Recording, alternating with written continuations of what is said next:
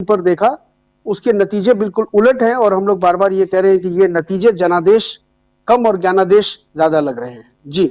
Okay. और शकील अख्तर साहब भी हमारे साथ जुड़ गए हैं। शकील साहब, आपका एक बार फिर से स्वागत, इस्तकबाल। और मेरे साथ प्रशांत जी भी जुड़े हुए हैं, अमलेंदु जी हैं, समीर जी हैं मेरे साथ, तमाम लोग हैं। एक एक कमेंट में पहले प्रशांत जी और फिर शकील साहब, आप दोनों से ही मैं लेना चाहूँगी। ख़ास तौर पर प्रशांत जी, बहुत इंटरेस्टिंग है अगर इलेक्शन कमीशन की अगर आप वेबसाइट को देखें, जहाँ पर 85 पर बीजेपी आगे चल रही है, 101 पर वो लड़ी थी, 76 पर जेडीयू आगे चल रही है और आरजेडी सिर्फ 34 पर सिमट रही है। एलजेपीआर जो है वो 22 पर, सीपीआईएमएल 7 पर, कांग्रेस सिर्फ 6 पर। कैसे देख रहे हैं आप इस सबको? और हम की भी बात कर दें तो 6 पर लड़ी थी, 4 पर वो आगे चल रही है। ये क्या दिखाता है, क्या बताता है? और क्या वाकई में जो लगभग 67-68% जो वोटिंग हुई, वो हम ये कहें कि 20 साल के बाद जनता बीजेपी जेडीयू को वापस लाने में उतनी उत्साहित थी कि वो इतनी बड़ी तादाद में घरों से निकली कि उसने इतिहास ही बदल डाला? ट्रेंड को माने कि ये नतीजों में तब्दील होगा, तो ये इतिहास बनने जा रहा है। बिहार में 5 बार 6% 7% ज्यादा पोलिंग हुई है और जब भी 6% से ऊपर पोलिंग हुई है, यानी जो 6% का इजाफा हुआ है पिछली बार से, तब सरकार बदली है। तो ये पहली बार ऐसा हो रहा है कि 9.5% का इजाफा हुआ है पोलिंग में, लेकिन सरकार नहीं बदल रही है अभी तक के ट्रेंड के हिसाब से। तो ये भी एक नया इतिहास है, नया ट्रेंड है। समाज और इतिहास और स्टैटिस्टिक्स इस तरह नहीं बदलते हैं। उसका एक ट्रेंड होता है जो दशकों तक चलता है। तो ये ट्रेंड पहली बार बदलता हुआ दिख रहा है, ये बड़ा ऐतिहासिक है।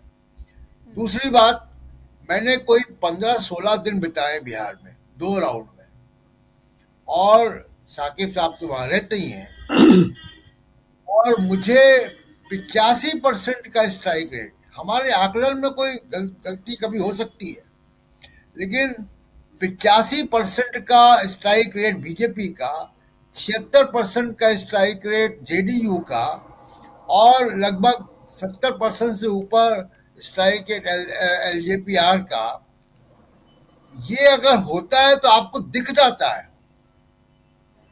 ये कोई बंद कमरे में चुनाव नहीं होता है, चुनाव सड़कों पे, मैदानों पे। जब आप इस बात को बोल रहे हैं, क्योंकि तेजस्वी की आपने बात की है, तो इसलिए मैं आपको यहाँ ये भी बता दूं कि तेजस्वी यादव फिलहाल 3016 वोटों से पीछे चल रहे हैं।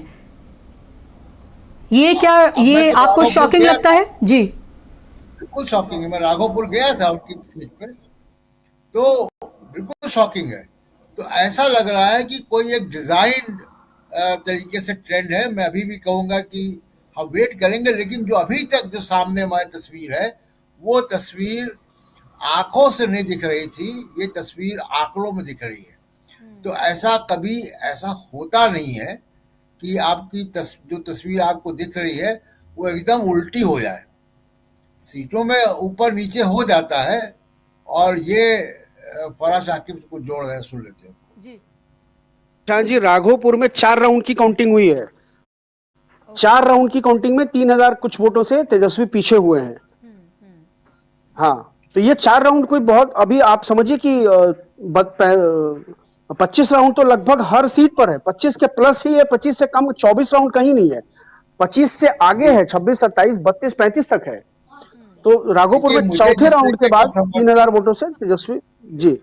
जिस तरीके का मुझे समर्थन दिखाई दे रहा था, वो वैसा समर्थन पीछे एक राउंड में पीछे करने के काबिल भी नहीं था। वो समर्थन जो है वो बोलता है। तो 82% स्ट्राइक रेट बोलता है, आपको सुनाई पड़ जाएगा। तो चुनाव गुपचुप प्रक्रिया नहीं है। चुनाव समाज जो है चुनाव लड़ता है और समाज जो है वो वोट देता है, वो गुपचुप नहीं होता। तो ये बड़ा आश्चर्य की बात है कि लगातार महाराष्ट्र में, हरियाणा में और अब बिहार में आपको वो होता दिखाई देता है जो सड़कों पे नहीं है, जो कहीं पब्लिक प्लेसेस में नहीं है। तो ये कौन से मतदाता हैं, कहाँ वोट देते हैं, कब छुप के आते हैं और कब छुप के वोट दे के चले जाते हैं, ये बड़ा रहस्य है।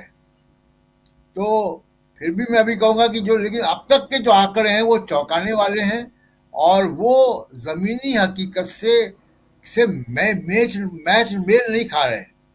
जो कोई आंखों पे जो भी साथी हमारे बिहार में भी हैं अभी भी, वो भी उस बात को उसकी गवाही देंगे कि वैसा उन्होंने भी नहीं सोचा होगा कि ये 80% का स्ट्राइक रेट, ये बहुत ज़्यादा है। 80% का स्ट्राइक रेट तभी होता है जब कोई बड़ी घटना हो जाए, कोई ऐसी घटना जैसे इंदिरा गांधी की मौत हो गई थी या राजीव गांधी की हत्या हो गई थी, तब ऐसा स्ट्राइक रेट रूलिंग पार्टी का दिखाई देता है जब कोई बहुत बड़ी घटना हो जाती है। युद्ध के बाद भी चुनाव हुए, उनमें भी इतना बड़ा स्ट्राइक रेट जो है रूलिंग पार्टी का नहीं दिखाई देता है कभी भी जी। तो ये बड़ा चौंकाने वाला है। और इसमें साथ में एक और ट्रेंड जो दिखाई दे रहा है, बड़ा साकिब जी उसको और रिसर्च करके बता सकते हैं, जो मैंने अभी तक देखा है कि जहां जहां ज्यादा वोट कटे हैं वहां पे क्लीन स्वीप है। क्लीन स्वीप तक है पूरे बिहार में, लेकिन जहां जहां वोट ज्यादा कटे हैं वहां पे एनडीए का क्लीन स्वीप दिखाई दे रहा है। यही बड़े आश्चर्य की बात है। जी बिल्कुल, और ये बहुत महत्वपूर्ण तथ्य भी है। पवन खेड़ा कुछ कह रहे हैं, अब तक जिस तरह के रुझान और ये सब कुछ आए उसको लेकर सुन लेते हैं पवन खेड़ा को। Well, how do you assume this that we believe? As I said, the initial trends in itself show that Gyanesh Kumar Gupta appears to be succeeding against the people of Bihar. अच्छा sir, चुनाव में इतनी मेहनत की, कार्यकर्ता आपका जो है वो बूथ पे लड़ा, उस कार्यकर्ता को कोई मैसेज अभी देंगे? आप इंतजार करिए। अभी जैसा कि मैंने कहा, ये शुरुआती रुझान है और कार्यकर्ता भी समझ रहा है इस बात को कि ये लड़ाई बीजेपी, कांग्रेस, आरजेडी, जेडीयू की नहीं रही। अब ये लड़ाई सीधा ज्ञानेश कुमार गुप्ता और भारत की जनता की लड़ाई है। सर, कांग्रेस जो है वो 5 से 7 सीटों पे आगे चल रही है। मैं एक सीट और एक पार्टी की बात ही नहीं कर रहा हूं, मैं एक विस्तृत बात कर रहा हूं कि ये बहुत बड़ी लड़ाई है। कांग्रेस ने जितना जोर